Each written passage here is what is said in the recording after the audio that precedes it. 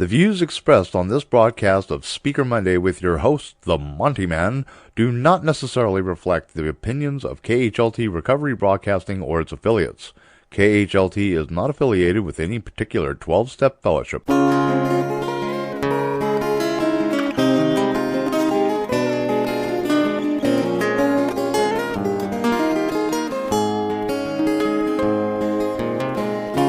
Just when you think you have all your ducks in a row,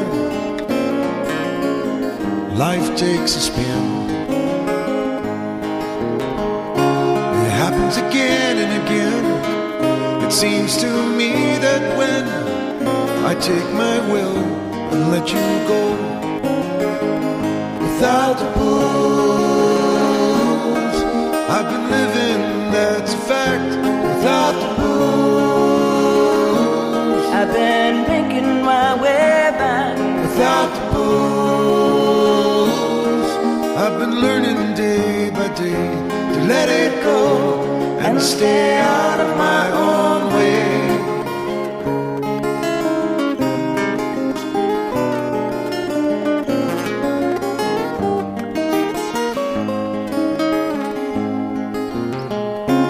Welcome to Speaker Monday with the Monty Man.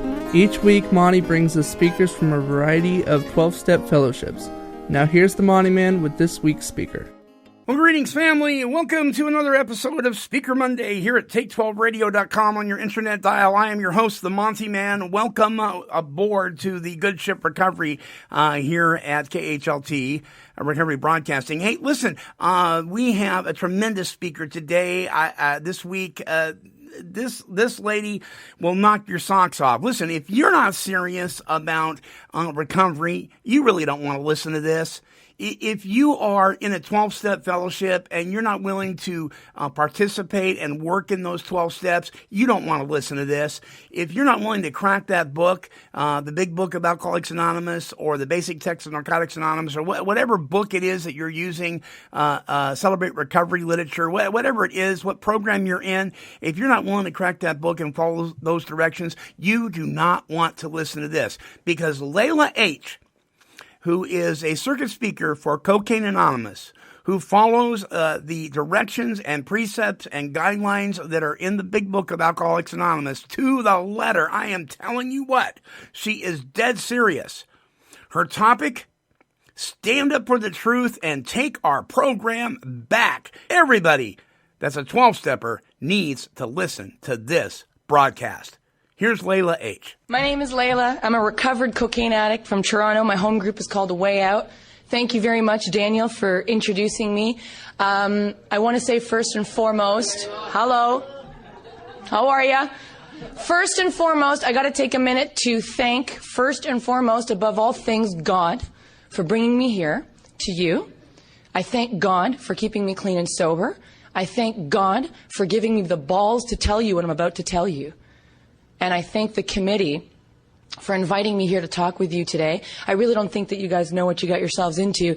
I just spent one of the coolest mornings, probably in the last year, the coolest mornings I have spent with about 17 to 20 complete strangers that I met yesterday. And through a series of 2 days, we just all took the first 12 steps of this program. And here's the thing about that. You guys, you made my year. I do this all the time in Toronto. I got sponsees and friends and proteges and people working with other people. And as much as I have lived a miraculous life for the last 8 years, clean, sober, and recovered and free, his miracles still take my breath away. Because I'm thinking, what's the best that can happen? I'm going to this really cool conference. I'm going to hear some cool stuff. And I'm going to share my experience. And I'm going to make a stand in the truth. And we land. And it was like, a little bit spooky because there was a lot of resistance just to even our presence being here. And I'm in the bathroom in our hotel room. And I'm on my knees. And I'm like, God, I can't see the purpose that I'm here. And I think maybe I'm just here to share with you some cool, funny stories. I don't do that. Sometimes funny stuff comes out just because I'm a nerd and, funny things just come out.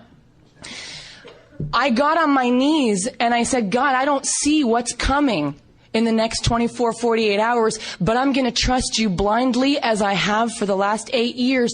And within a few hours, I'm hooked up with 17 to 20 of the coolest people that I have met in a really long time, who are honest and fresh and willing and took all the steps in a few hours. And does that mean that they don't need to be sponsored and are going to sponsor each other and take back their fellowship that is dying? That's exactly what they're going to do. And it doesn't mean that, you know, there's this thing where it's like anything that you say and anything that you do that is not a cliche and that is not some, you know, sheep mentality, that you're some kind of a troublemaker. And our fellowship is in a lot of trouble, guys. We have completely lost why we're here. And here's the thing about that. I wouldn't care so much because I live a great life and I got a strong home group and a strong fellowship in Toronto. But here's the thing that kills me. I look at someone's face who's so excited for the first time in decades. These guys were excited to be told the truth, that actually you have all the tools in front of you and all the power that God has given you to take back your fellowship and make a stand for the truth. I mean, what is the truth? Why am I here? Really, why am I here? To show off that I've been sober for 8 years? To piss some people off? And I understand. And you're either going to sit here and bear through it, and you're going to hate my guts, or you're going to walk out. But the thing is, you got to look around. Some of us really need to be here, and some of us do not. If you can stay clean and sober because you've been sober for 10 years, you don't need to be here. You don't. And it doesn't piss me off. It impassions me to see that there are people who really need to be here because we are real addicts. And guess what? Those are the guys that keep being pushed out of this fellowship because they just can't do what you non-addicts can do.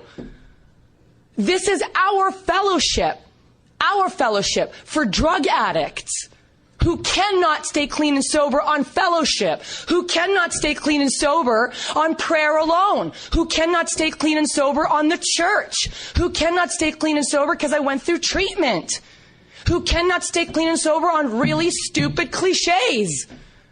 This is our fellowship for those who cannot do that. Now, my problem is this.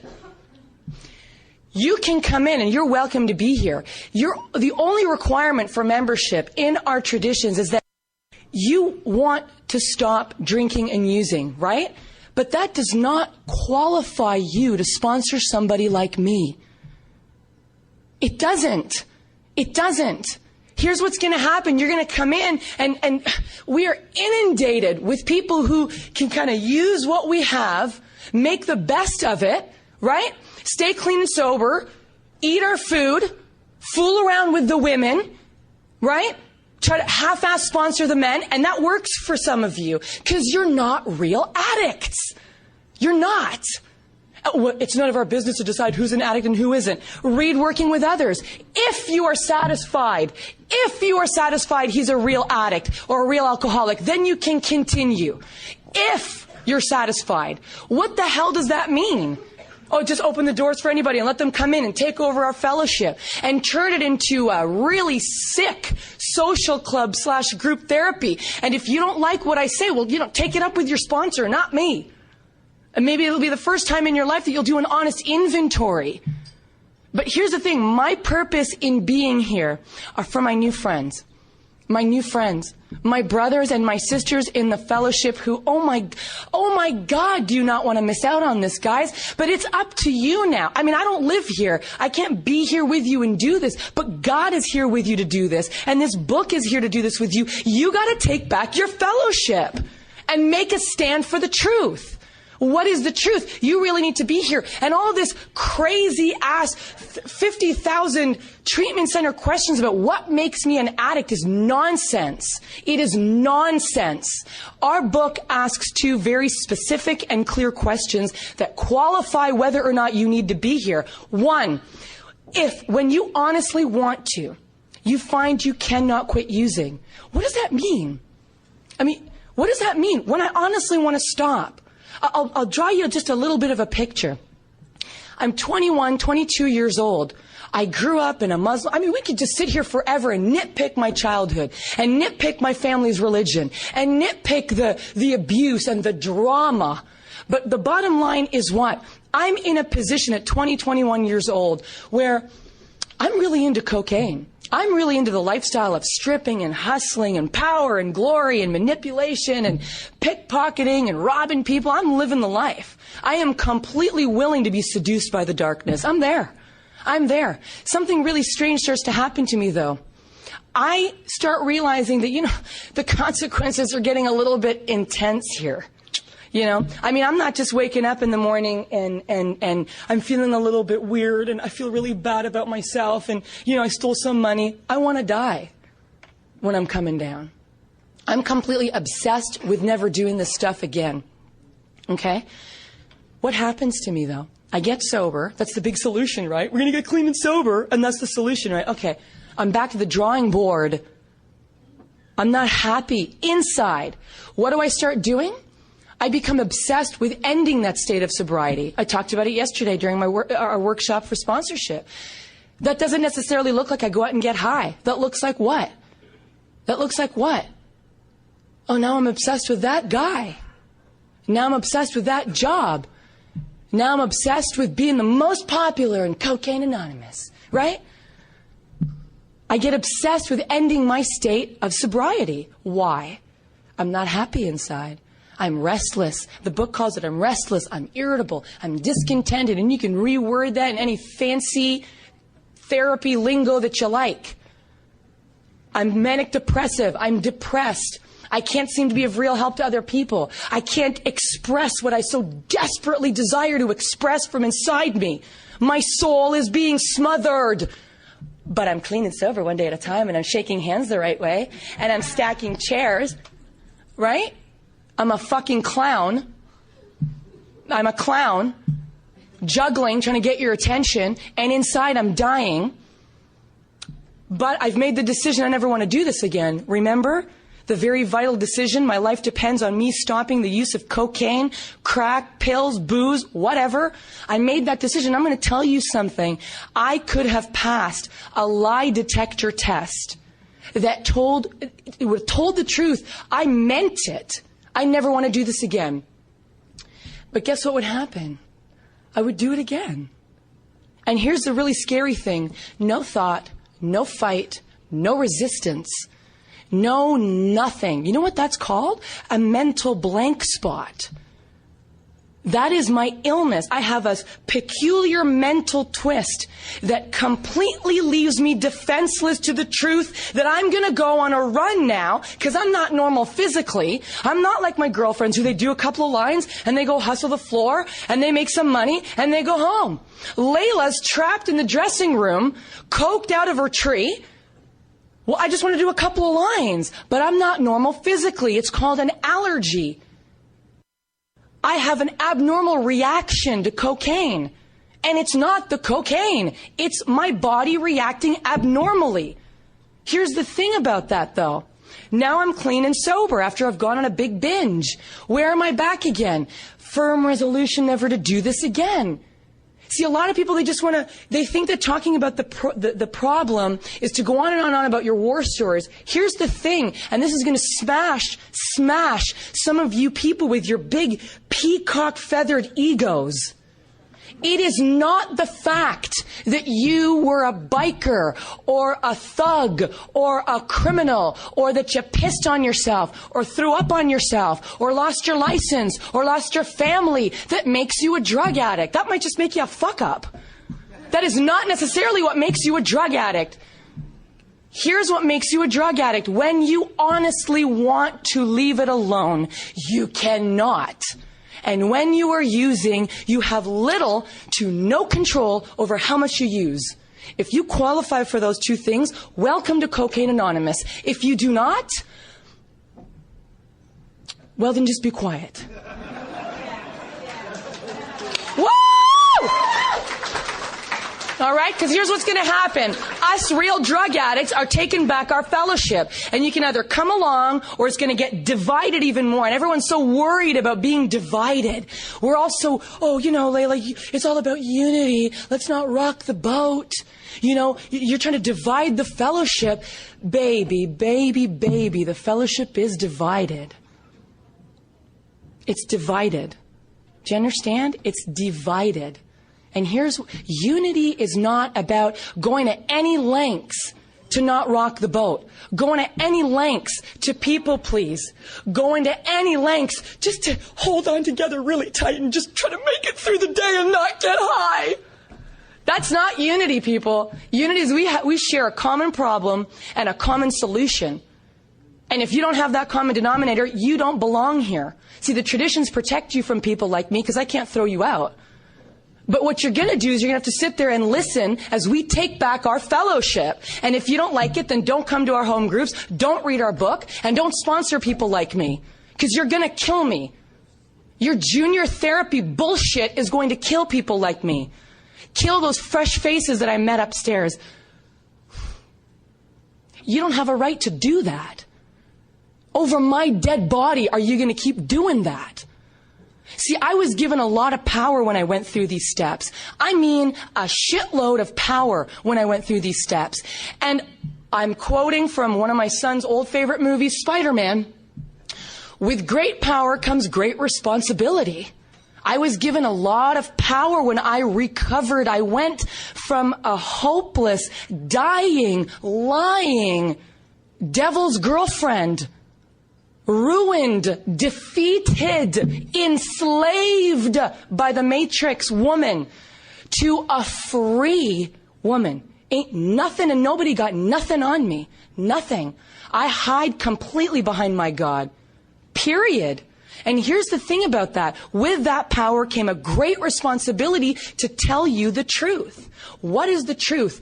If you want what we have, we who have recovered as a result of taking all 12 steps and practicing all 12 principles in all our affairs and living by the code of our 12 traditions, if that's what you want, then you can join us and actually take the steps. See, if that's not what you want, you shouldn't be taking the steps. See, nobody is willing to actually be responsible and start qualifying people properly. Well, yeah, I kind of have a drug problem, but I just want to see how it goes. And I just want to kind of figure it out and go to some meetings and do some step work from some step guide. This big book is the only step guide, guys. Only step guide. The big book is our step guide. It's our cookbook. It's our cookbook. Can you imagine if we were all sitting here with our cookbooks and we're going to talk about cooking and then we go, I'm really hungry. Where's that cake? I talked about the cake. I talked about the recipe. I talked about the ingredients. I watched Joe Blow with 17 years chowing down on his cake. Why am I still hungry? Why am I starving? Because I have not baked my cake. This book is a recipe book. It's a cookbook. The recipe is the book. The 12 steps are the ingredients. If you follow precisely what this book says to do, and here's the thing about direction. There's taking direction and there's taking literal direction. You know what literal direction is? Go right, I go right. Go left, I go left. Say this prayer, I say the prayer. Do this inventory now, not 6 months later, not with your bullshit 50-page long self-help mental rape inventory as outlined from this book. Okay, I'm going to do that. I'm going to share this with another human being in confidence. Okay, I'm going to do that. After turning my will and my life over to the care of God as I understand Him, there's a lot of stuff that floats around about who that is and what that should be. Here's the thing about that. There's so much talk about this. Well, I'm not having the educational variety. I didn't have the burning bush. Not yet. Why are you closing yourself off to that? Because maybe some people who don't need to have a direct experience with the power of God, they don't need to do that. Well, they just come and make some really stupid bad jokes, posture with their peacock feathers, squash newcomers, put down women. You know exactly who you are. You do. You do that. And you can get away with it. Maybe you act out a little bit. Maybe you beat the dog. Or maybe you're an asshole to your wife. But you can get away with that kind of behavior. And you come and you take out your power trip and bullshit on the rest of us. And you think that God is going to let you get away with that? No, he sends people like me to you. And you invited me. So thank you. So thank you. No more. No more. As God's people, we stand on our feet. We don't crawl before nobody. Nobody. Not you, not your elders, not your GSR representatives, not your World Service delegates, not your committee members. You crawl before no one. You got that? Before no one. You stand on your feet in front of God. That is your leader. See, everybody wants to be a general, and nobody wants to be the grunt. Everybody wants to be the general. Everybody wants to be the leader and talk about their way. And we're going to rewrite this book, and we're going to do it our way. Remember the literal direction thing? You're going to follow these people into the bush, and you're going to get scraped up, and you're going to be starving, and they're going to go, well, maybe you just weren't willing enough. Maybe you just weren't ready to do this work that I can do. Here's the thing, though, about literal direction. You follow what this book says, and you will get exactly the kind of recovered life that the first people who wrote this book had. You want to trash this book, go somewhere else. You want to do something else, go somewhere else. It's not that, oh, we think that this is the only way to do it. Guess what? In this fellowship, it is. You want to do something else, then go somewhere else. It's a 12-step fellowship. We're going to talk about the 12 steps. But see, people want to sit and they want to talk to me and talk to us about their conception of God. Well, you know, it didn't happen for me like that. You don't want to get too well too fast. You didn't get sick overnight. You're still sick, brother. Or my favorite, squashing people's spiritual experiences because you're so goddamn crusty that you wouldn't know a spiritual experience if it slapped you across the face. You wouldn't. You're too busy squashing other people's. Well, you're too young. You shouldn't be sponsoring people. Well, you're a girl. You shouldn't be helping that guy. Here's the thing about that. If you're so unrecovered sexually that you cannot sponsor or help a woman, and you think the only way to behave yourself as a man is to hide from women, my brother, you got to look at that. You got to look at that. That's like saying the only way I can stay sober is to hide from the bars. Right? The only way to stay humble is to avoid speaking. That's not true humility. That's not true sobriety. That's not what it's like to be a man or a woman.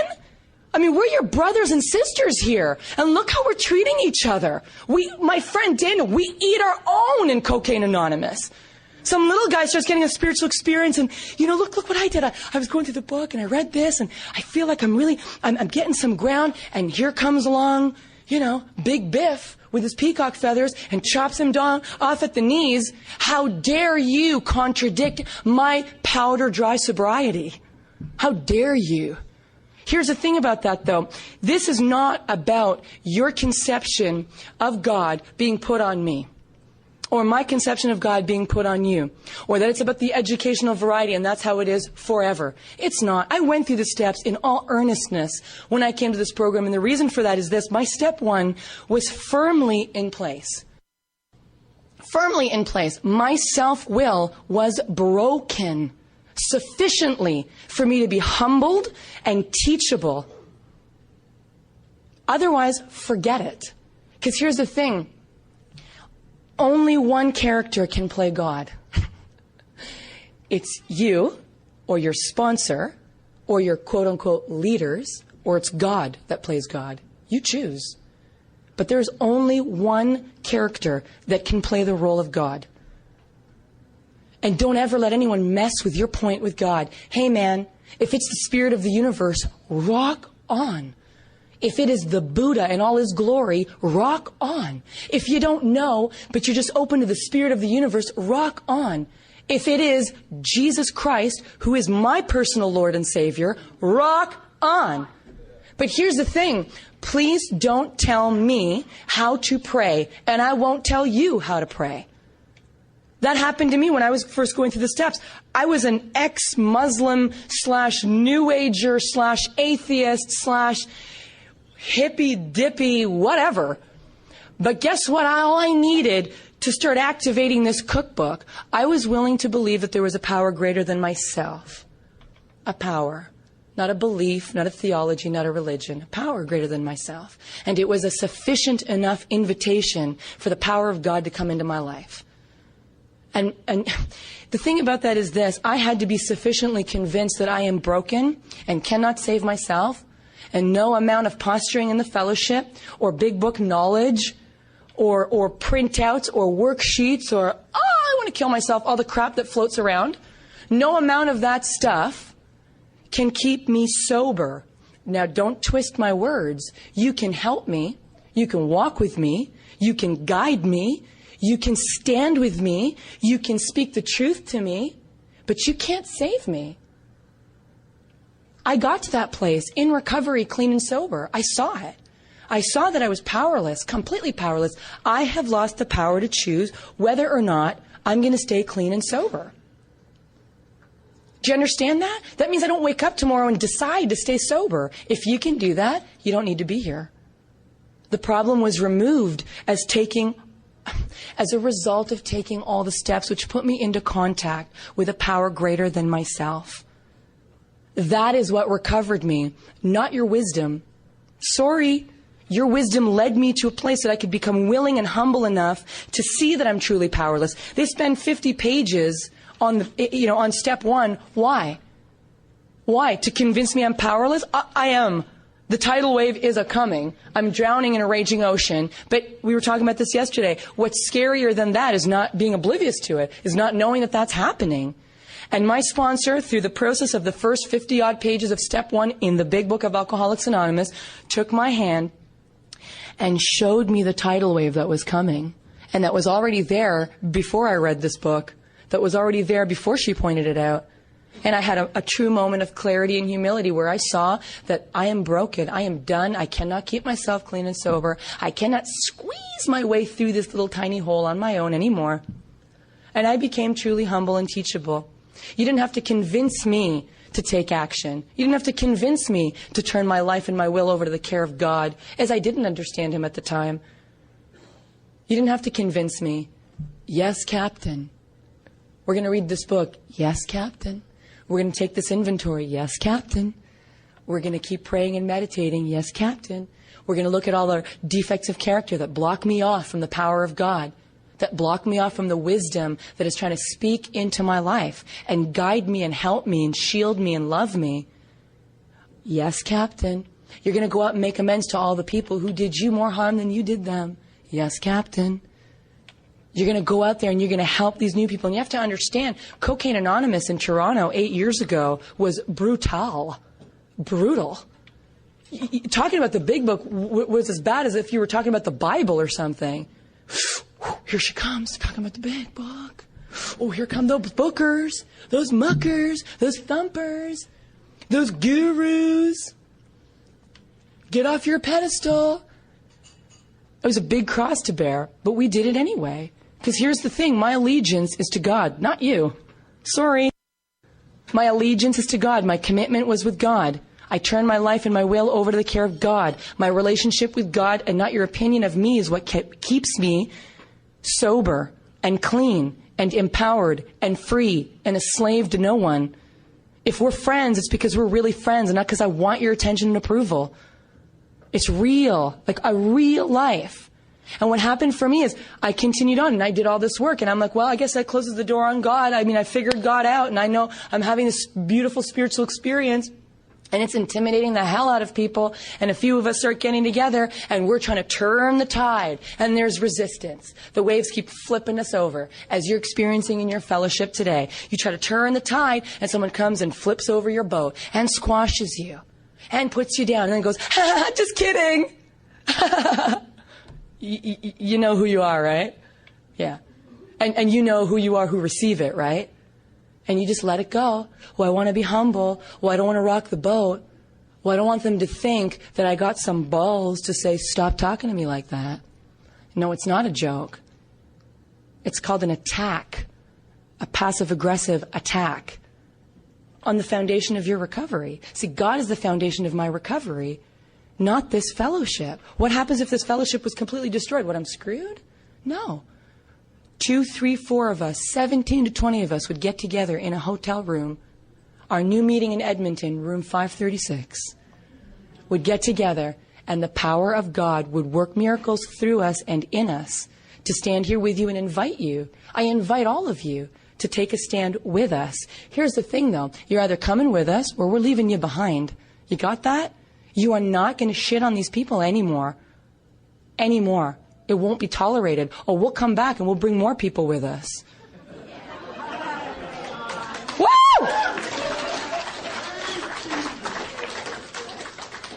My own personal experience with that is I thought we were standing alone. And here's the thing. My brothers and my sisters, the people who are babysitting my son right now, who I love and I trust with my life, who I was making mini home videos in our hotel room with our 15 outfits that we brought. My friends, the people I love and adore, they were little people scattered and hidden in the shadows in Cocaine Anonymous of Toronto. Right? While the big wigs had taken over. And all you had to do was take one look in their eyes and my brother, I mean, if that's what a spiritual experience looks like, I don't want it. You're mean. You're mean. And you're hard. Your heart is hard. And I don't mean like firm and strong. I mean mean. You want to change? Cool. If not, we started our own meetings. We went into detoxes. We were taking people through the steps while we were still fresh learning how to do that. And we learned together and we walked together and we continued to pray and meditate and made our mistakes and went through all the stuff that goes through with turning the tide. And the tide turned. And the doubters and the scoffers and the people, now they just hide behind their computers and make up websites attacking Cocaine Anonymous and the people who are really involved in this book. And here's the beautiful thing. Every single one of those people could knock on my door tomorrow morning and say, I'm really messed up and I need some help. Can I come to your meditation group? Come on in, brother. We love you. But make no mistake about it, just because I love you does not mean I'm going to let you shit on my fellowship. No. Not going to happen. And as a result of doing that, I grew in my relationship with God. And I continued to try to do this thing and went through my ups and downs and tried to create my own ideal in relationships. You can try that, or you can just learn from our experience and actually go to God directly. Right? My ideal, no matter how good it is and no matter how rooted in principles it is still Lala power. My ideal for the fellowship, my ideal for sponsorship, my ideal for relationships, my ideal with work. It's still my ideal. And here's the thing, there were a lot of people around me going, I mean, that's just crazy talk, Lala. What do you think, God's just going to drop a paycheck in your lap? Actually, he does. I don't know what to tell you. He does. What, you think God's just going to heal you of that mental illness? Actually, he did.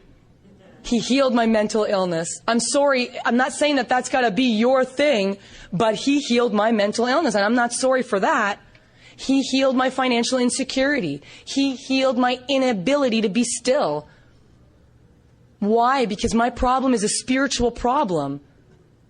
It's a spiritual problem. It manifests in a mental illness called addiction. It manifests in a physical reaction called the allergy to cocaine. It manifests in that. But the root of it is a spiritual problem. I am uncomfortable in my own skin and in my own spirit. Why? Because I suffer from a very deeply ingrained belief that I am separated from God. And all the steps were not fill the hole or reconnect me with God. No. They healed the illusion that I am separate from God. I am not separate from God. And I know that to be the truth. And I'm about 6 years clean and sober. And I'm working this program. And I got people. And we're sponsoring. And we're doing this. And we're doing that. But something's missing. And you got to understand, like, I'm really hardcore anti-religion. And anti-this and anti-that. I mean, I was just like anti. You know? But I was willing to be taken to a new level. And it was my experience. I asked God to reveal himself to me. And Jesus Christ showed up. My experience. And why I share that with you is not to convert you. This is what I love. People are afraid if I say, Jesus, I'm trying to convert you, then they get pissed off when I don't. Like, what, I'm not good enough for you, Jesus? The reason why I share this experience with you is to tell you You got to go seek God on your terms with Him. You got to go deep, even though it goes against your previous beliefs, even if it goes against the status quo, even if it goes against what you experienced yesterday morning. I don't know who's going to show up for you, but I do know that God will show up for you. He will, in a new and wonderful way. I mean, that is my relationship with God. And I encourage you to stick to your guns with your relationship with God, no matter what that is. But guess what? You don't have to pray to Jesus to stay sober. But you got to give me the right to do that. You got that? You got to give me the right to do that. Just like I give you the right to pray to whoever you want to. That's what unites us so beautifully. It is our direct and very personal relationship with God that keeps us sober. Not my dictatorship on what that should look like. It's got to be a personal relationship. Or I'm telling you, you're not going to stay sober. You're not going to stay connected. You're not going to stay happy if you are a real addict. You're not. You can't settle for second best. You can't get fed on someone else's cake that they're eating. You can't. Well, you're salivating and looking for a crumb. You got to sit down with someone who's a recovered cocaine addict.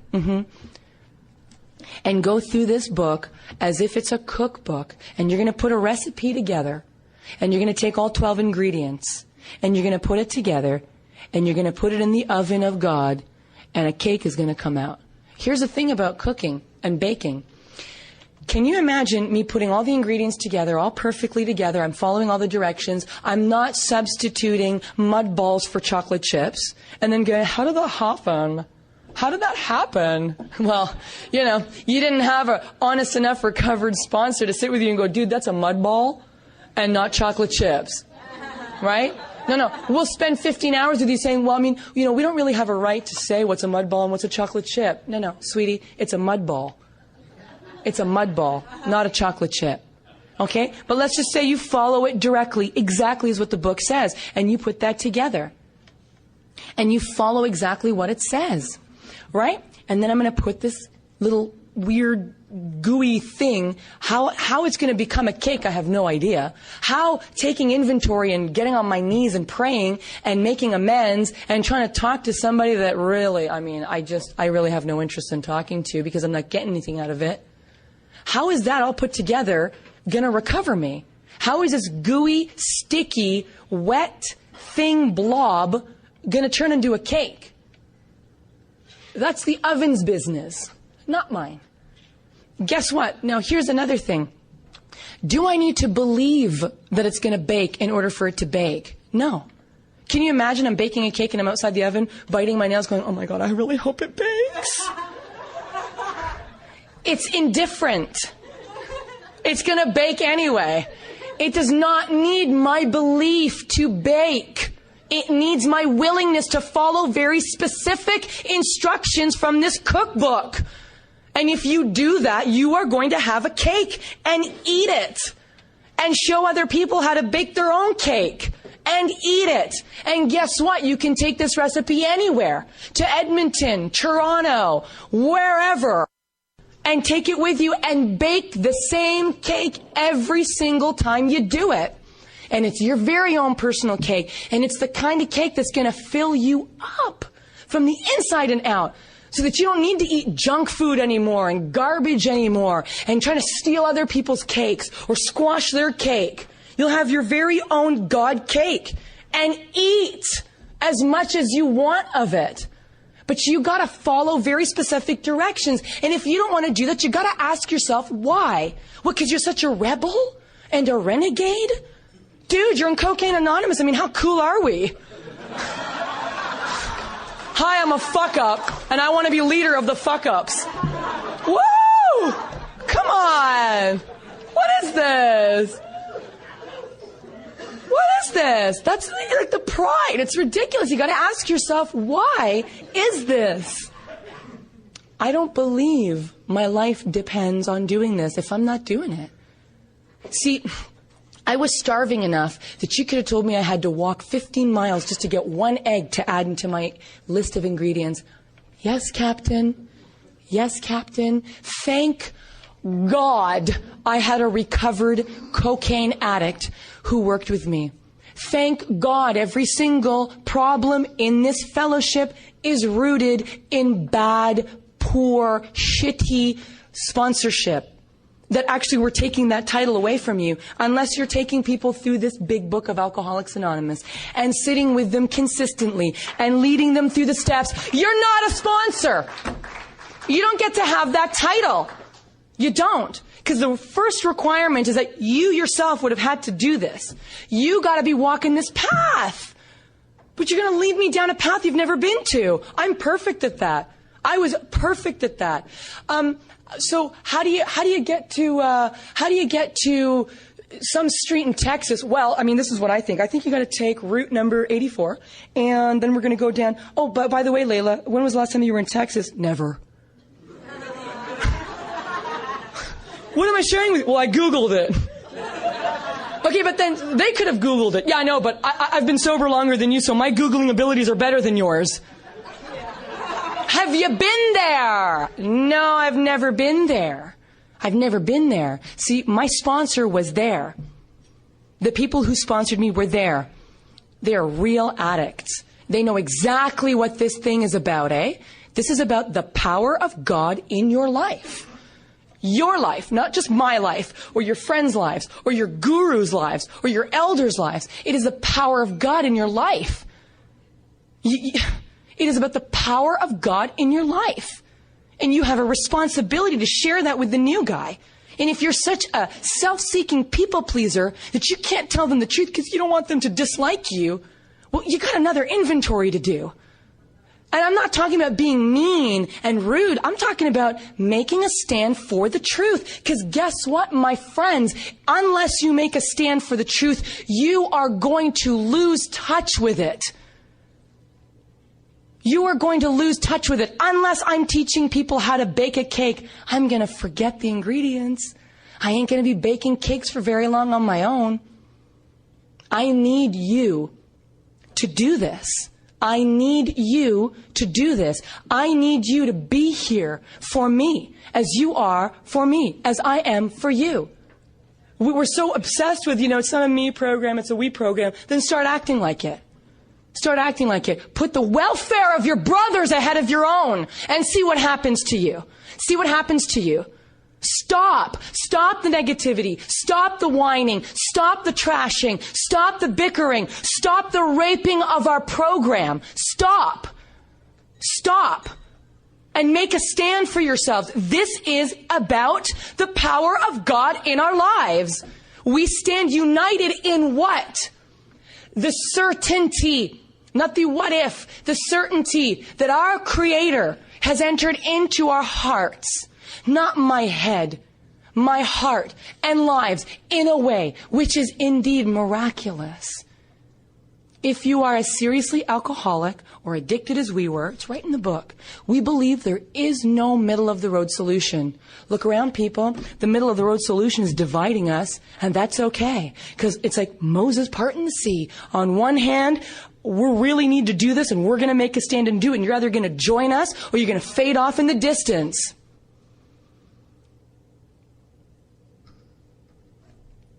That's what this is about. That is what this is about. There is no middle of the road solution. We are in a position where what? Is life becoming impossible for you? Because if it's not, you're not going to want to do this. You don't need to do this. Is life becoming, we were in a position where life was becoming impossible. And here's the kicker. If we had passed into the region from which there is no return through human aid, we have two alternatives. Guess what? There's no third door. But if you have not passed the region, there is a third option for you. But a true, real addict alcoholic who has lost the power of choice to choose and lost the ability to control his drinking and using, you've placed yourself beyond human aid. Place yourself beyond human aid. We have two alternatives. One is you're going to go on to the bitter end, dragging as many fresh-faced newcomers down with you. Or two, you're going to accept spiritual help and you're going to shut up and you're going to do it smiling. Because you're not squashing these guys anymore. You're not. That was like the coolest meeting I have been to. I just can't stop thinking about it. The coolest meeting I've ever been to. 20 people don't even know each other, sitting, laughing, sharing a fourth step. Is that the end of it? No, it's the beginning. The beginning of a new day as we grow in numbers and in power. But we have two alternatives. One, you're going to accept spiritual help, or two, you're going to turn it into a booze can without the booze. No. Because there's a few of us that we are willing to take on the responsibility that has been given us. And if you don't like that, because I'm not willing to write bitch back behind you and let you lead me into hell, sorry, I don't know what to tell you. You can take it up with my biker sponsor. The two most opposite types of people. This is what I love about God. My sponsor, my very first sponsor, who took me through this book and saved my life. Bless you, Siobhan. I love you. We couldn't have been more different. She's a motorcycle riding, bad attitude, sarcastic, lesbian, whatever kind of woman. And then there's me. Hi. My long nails and my long hair, and I was still a stripper, you know, and I'd be so miserable, but then you enter a guy who's maybe kind of cute, and all of a sudden my voice changes, and hi, right? The hustle comes on. God put us together. She took a look at me and go, oh, good God. You know what my first thought was? And I know she's going to listen to this and she's going to be rolling on the floor. You know what my first self-centered thought was? God, I hope she doesn't fall in love with me.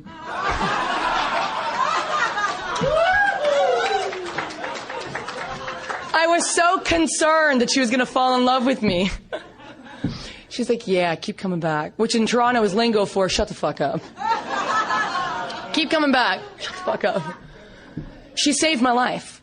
She was busy. She was just getting her 3 kids back from where they were with her mother. She had another kid she was taking care of. She was going to school. She was working. She was 2 years sober. She was busy as hell. And she met me.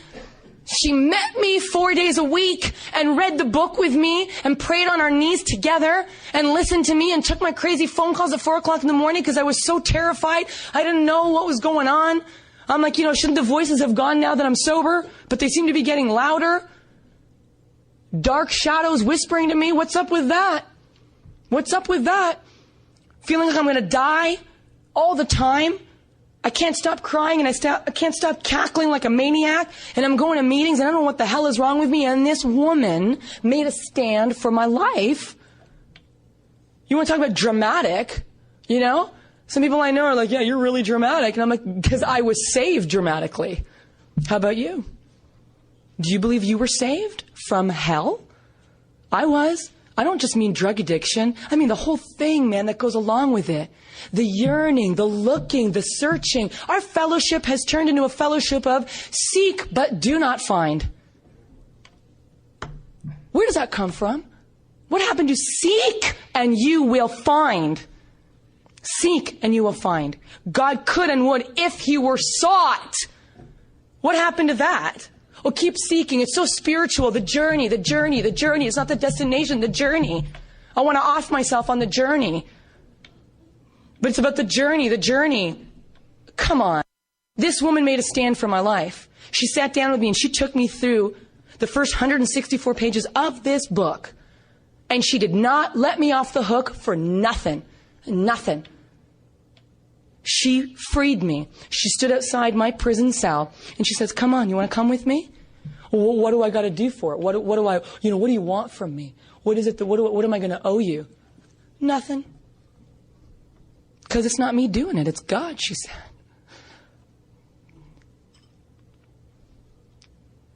And she saved me. Well, God didn't pop out of the sky and touch me in a church and save me. I got saved in Cocaine Anonymous, people. The Holy Ghost of Cocaine Anonymous saved me. I run from the church. I run from the synagogue. I run from the mosque. God's like, you can run, but you can't hide. I'm going to find you in Cocaine Anonymous. On a park bench in the middle of gay village of Toronto. On our knees in the 3rd step prayer. The 3rd step. God is going to be God, and I'm not. None of this co-creator crap. God is God. And I am not. I am a part of God. I am God's daughter or his agent or his actor or his disciple, whatever terminology you want to use, but please be clear about this. If you want what we have, God is God, and we are not God. Godding. God is God. I play the role that God assigned me, little Layla. He assigned me the role of a lifetime, the role I always wanted. But there are certain things I have to do. Number one, I got to quit playing God. Number two, I got to see, and here's the catch, guys. I got to be convinced that any life run on self-will, not just the addict's life, any life run on self-will can hardly be a success. You know what that book is saying to us? Any life, a normal person's life. They're saying that out there in the world is not successful. But what do we do when we come in here? I'm going to do the steps and I'm going to be normal. I'm going to pick the guy I want. I'm going to pick the job I want. And I'm going to pick the career that I want. I mean, I don't want to be brainwashed by God, right? Yeah, God just saved me, healed me. But, keep the information. Booty call God, I call it. I'm in trouble. Come pick me up, right? But you want to confer with me on what I'm doing? Get out. That's how a single woman acts, not a married woman. That was my relationship with God. And he's so compassionate and loving. Come on back, Layla, it's okay. Refuse to let me go. But that is the relationship in the third step. Any life run on self-will can hardly be a success. Why? We're always in collision with something or somebody. Now, the world calls that success. You're always climbing ahead, right? Almost always in collision. Stand on your own. You got to do this on your own. But on the next page, they talk about if we take such a position, what position? God is the principal. He's the Michael Jordan. I am the agent. I love the speaker. Peter M. talks about that. He is the principal. I am the agent. I represent God. But people, please look at me. I'm not Michael Jordan. I can represent him, but I cannot do what that man does. Give me a break. But I represent him and I get all the benefits of working for him because he's my new employer. If I do this, what does it say next? I will be able to face life successfully. Not by trying to be normal and twist the principles to my liking and practice them when they suit me and ignore them when they don't. No, sorry. And then it goes on to talk about how am I going to activate that decision? I got to activate that decision through 4 to 9.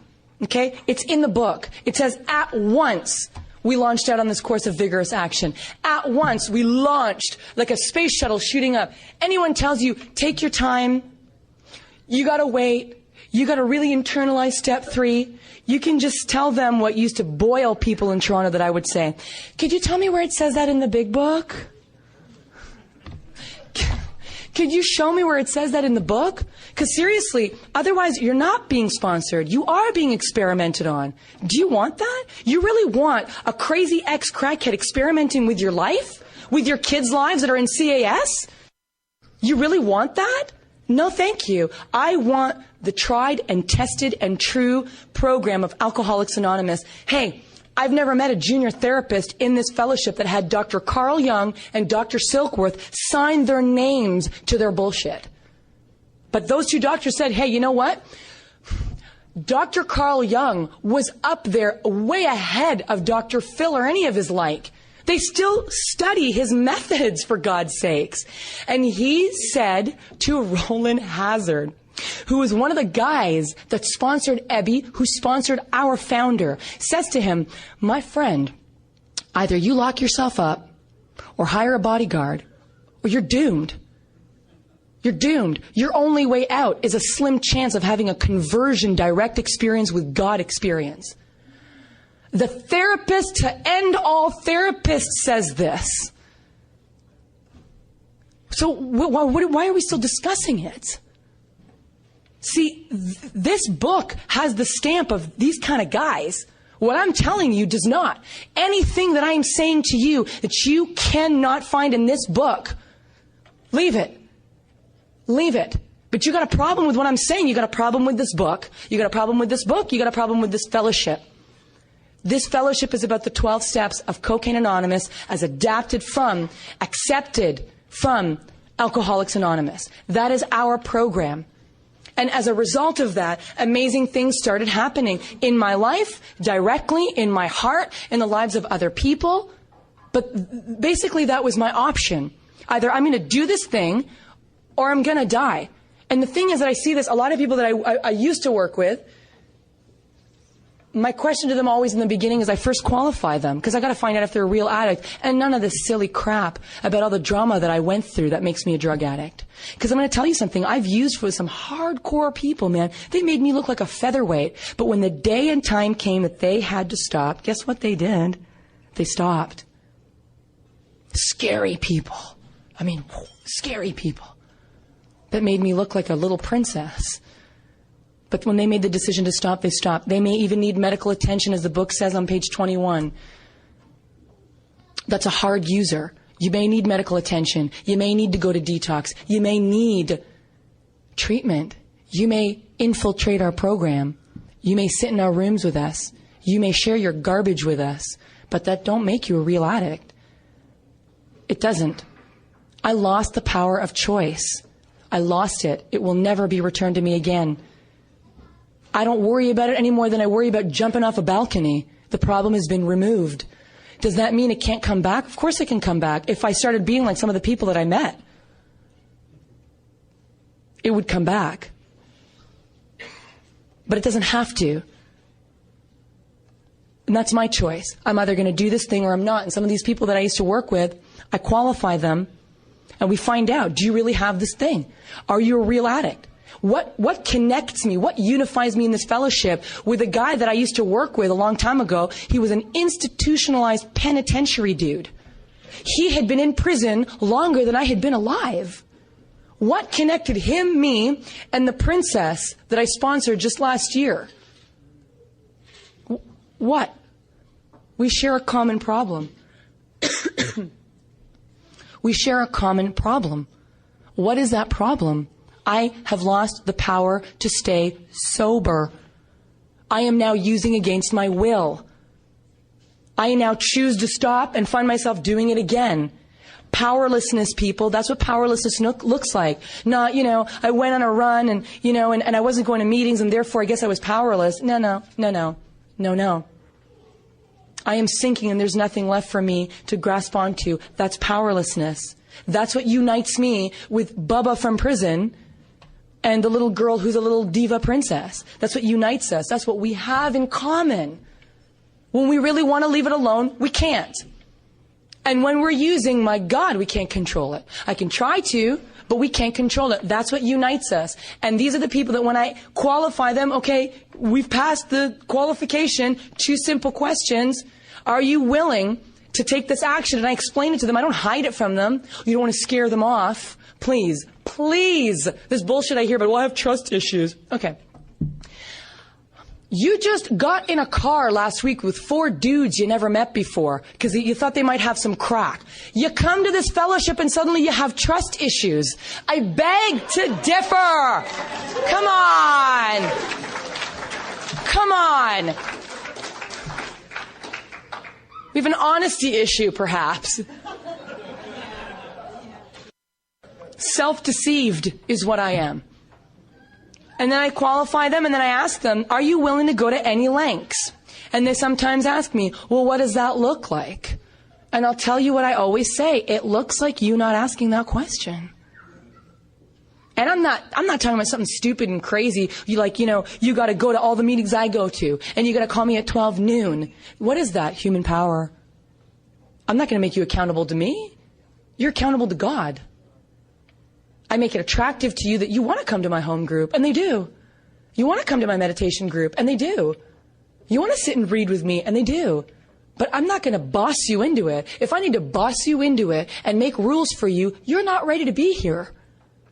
You want what we have, you're going to do it willingly. My friends, you're going to do it willingly. I qualify them for the program, and we do this work together. And I'm telling you, you have not lived until you have sat across a table with people who have lost their families. Their kids want nothing to do with them. The fellowship is sick of seeing them relapse. They're the butt of every joke in the fellowship. Their head is bowed. Their spirit is broken. And they show up with this book and we start reading and they're getting excited about life again. And And the light starts coming on, and they're calling me at 2 o'clock in the afternoon and 9 o'clock in the morning going, Layla, you wouldn't believe it. I was praying, and then this song came on, and it was like about God, and I had this experience, and I made this amends I was scared of making, and I feel free. And this little crazy guy came up to me and asked me to sponsor him, and he really smells bad, but I'm going to say yes.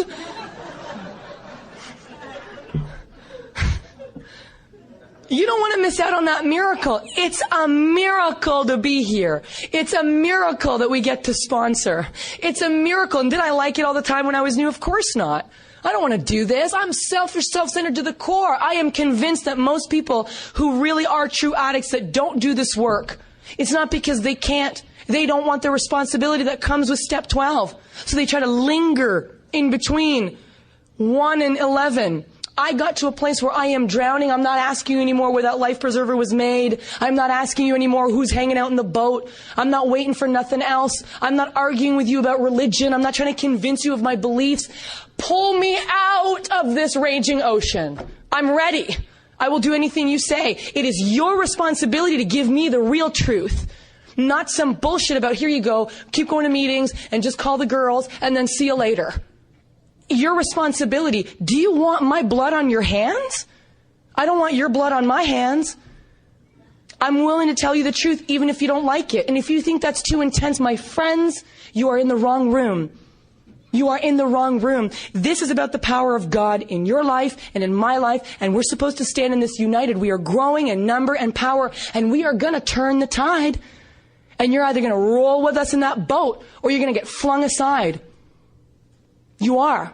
Because this is our fellowship of Cocaine Anonymous. We are here to talk about the big book of AA that is our basic text. We are here to sponsor people through this book. We are here to stand together united in our purpose.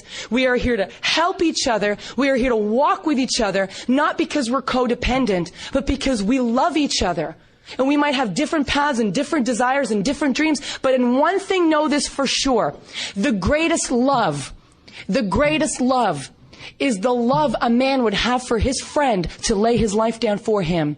I lay my life down for you guys. This is my life. Do you know how much easier it would be if I was just a really cute, fun speaker and just have everybody like me and love me and not call me some of the things that I've heard? That is my life. I am willing to lay my life down for you. Why? Because that woman 8 years ago laid her life down for me. I don't mean her life like she was willing to get crucified for me or take a bullet for me. Her life. She wasn't too busy for me. She wasn't too occupied. She wasn't too running the business. And I'm busy with school and I'm busy with this. And what would have happened to me? What would have happened to my son?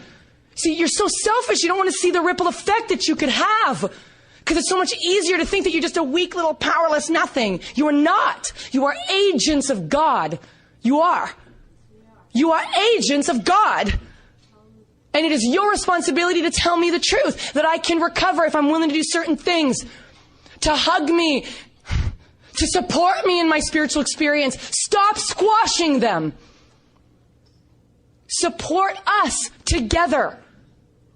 That's what we're here for. That woman did that for me. She saved my life. She saved my life, people. She put in me something that no one can ever take away. She gave me the truth. Now, what happens if, God forbid, she died? Sorry, Siobhan. She died, or she moved away, or something happened. What would I do? Is she my reliance? No. She ingrained in me.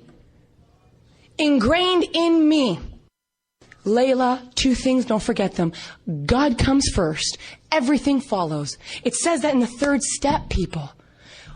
When we sincerely took such a position, all things remarkable, what? Followed, not came before. So you want the results. You want to get full on the cake without baking. Not going to happen. She told me, always put God first. It is about the power of God in your life, Layla. Go back to that. Go back to the first step. Go back to the decision you made, not the decision I made in step 3. The decision I made in step 1. Which door am I going to go through? Accept spiritual help or continue on to the bitter end, taking as many poor new bastards down with me? I made the decision to go through door number 2. And door number 2, guess where it led me? Step number 2. And to the 3rd step. And in that decision. And number 2 that she drilled into my incredibly self-centered mind. Your life depends on carrying this message to every addict that God sends you to. Not any message. Sorry, not the message of Narcotics Anonymous. Not the message of Alcoholics Anonymous the way it is today. Guess what? I had to go to Cocaine Anonymous, for God's sakes, to hear the message of Alcoholics Anonymous. These CA little buggers were doing more work in the big book than their grandmama AA. She ingrained that in me. Your life depends. Can you imagine if I'd gotten caught up with my son? And why did I do that? Because I'm a guru and I'm so special and I'm so selfless. I'm breastfeeding and working with a newcomer. He wasn't a guy. It was one of my girls. That's a little too far. But seriously, why am I doing that? Because I don't want to die in a gutter. I don't want to die in a gutter. Those are the rules. You want to get saved? You got to bring people with you. You ain't going in the kingdom of heaven alone, brother. You're not going in alone. You're not rolling in the pews with Jesus alone. You are in the trenches with the drug addicts and the alcoholics who are dying for you to make a stand for them. So let's make a stand together so that we can trudge the road, walk with purpose to a happy destiny together. All the power that I've been given, all the love that I've been given, I give to you. But you got to claim it and own it and do it through this book. She ingrained that in me. My responsibility, number one, is not a mother or a worker or a girl or a wife or a girlfriend. It is a recovered cocaine addict who is willing to go to any lengths to stay connected to God. And how I do that is through my message to you. And what message? Not my experience. Who cares? My experience can't keep you sober any more than your experience could keep you sober. My message, which is the message of the big book of Alcoholics Anonymous. And if I do that, I'm golden. God is first. His kids are second. And I settle for bronze. And if I do, I am entrusted with the keys to the kingdom. I am entrusted with the keys of the kingdom. And I invite you all to stand with us. To stand with us. Because here's the thing about that. No matter how busy I get, and I'm not talking about how some of you are going to twist it around. Like all I do is sponsor people, and all I do is go to workshops, and all I do is speak in conferences. You have no idea how fully entrenched I am in my life. How fully present through the disciplines of steps 10, 11, and 12. How fully present I am to the glory of God in every single creation that I see. I am present. I have my own business. I love my son. I have lots of friends. But first and foremost, I am nothing without God. You got that? I am nothing without God. And that is true self-esteem. All things I do from God, through God. Every amends I ever made.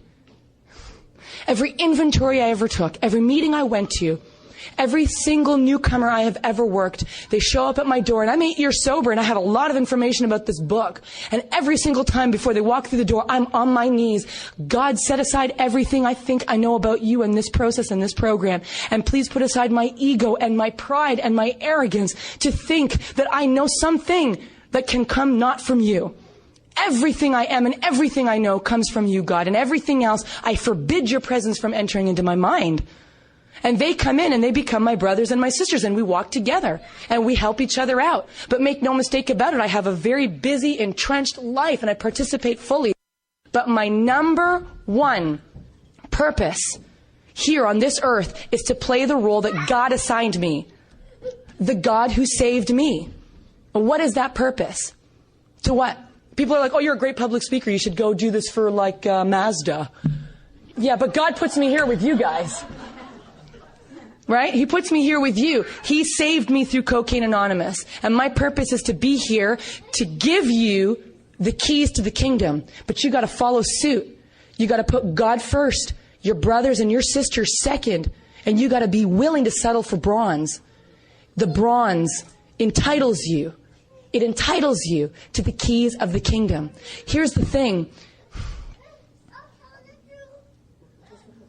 Everything that you have done in your life, everything that you've done in your life to try to have some peace and try to feel important has failed. And you know what? Guess what, guys? It's not because you're not important. You are, but not for the reason that you think. It's not because you got a big truck. I love it. Everyone in Edmonton has this big trucks. I love it. I want to move out here and get a big truck. A blue pickup, that's what I want. It's not because of that makes you important. It's not because I go to a great gym that makes me important. It's not because I'm eloquent with my words that make me important. It's not because you got a lot of sober time under your belt that makes you important. It's not because you worked the steps 10 years ago that makes you important. It's not because you got a big business that makes you important. That means nothing to God. You are important because He has entrusted you to save your brothers and sisters. And that's on you now. There's no two ways about it. It's on you. So I ask you to join me in the fellowship of the Spirit. God, whomever that may be to you, whomever He may reveal Himself to you, God is asking me to tell you that it's time to come home together. So join me. I love you, and I will walk with you every step of the way, whether I'm in Toronto or Bangkok. I will walk with you every step of the way. I ask you to walk with me. I ask you to be with me, to do this with me. See, I get all my power and glory from God, so I'm willing to share it. Take it. I got a whole load more coming. Take it. Well, can I have a vacation? So here's the thing about that. I love you guys. I don't even know you. I don't have to know you. I love you enough to make a stand for your life in the truth. If you want what we have and you are willing to go to any lengths to get it, then you are ready to take certain steps, the steps of Alcoholics Anonymous as outlined in this book. And you will never have to fall again. Not spiritually, not in your sobriety, and not before any man. Stop bowing to these idols of work and money and false leaders. My favorite story, and I'm really not a religious person at all. I just happen to love Jesus. But one of my favorite stories, I think that history can teach us, the keepers of the law were the ones that crucified Jesus, who lived the law. Remember that. The elders and the keepers of the law were the ones that crucified Jesus, who lived the law. You don't have to believe in Jesus to believe the story, or just use it as a cute allegory. But remember that. I'm not asking you to sacrifice yourself or crucify yourself, but you must be willing to crucify your fat ego. You must be willing to crucify other people's attention and approval for you, so that you can have eternal freedom with us. I love you. That's it. All right, I don't think that anybody can make it more clear. I think what Lala was saying is right on the money, and I think if we ignore it, if we push it aside, and we want to work our own program, then we're going to get exactly what that promises to give us, and that's a big, fat zero. If you are in a 12-step fellowship, you need to be applying and implementing the principles in those 12 steps. Realize that you're powerless, and left to your own devices, you cannot recover. But with God, you can. So there you go. Until our next broadcast, this is the Monty Man, and I'm wishing God's perfect serenity for you. Bye-bye now. Without the booze, I've been living, that's a fact. Without the booze, I've been making my way back. without the booze, I've been learning day by day to let it go and stay out of my own way.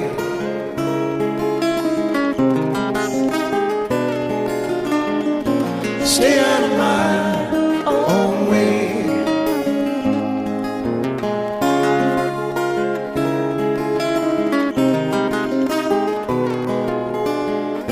Stay out of my own way. This has been a broadcast of KHLT Recovery Broadcasting.